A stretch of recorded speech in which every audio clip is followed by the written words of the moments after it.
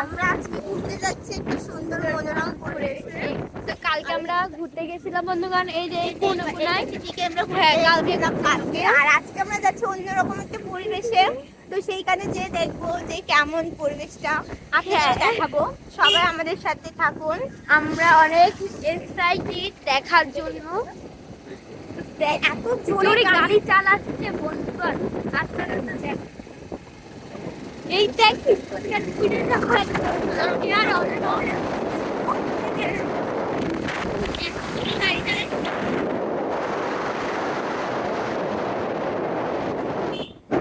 যে অবস্থা, আমাদের কাঁকড়াটাই হারাই গেছে, আমরা পাচ্ছি না কাঁকড়া।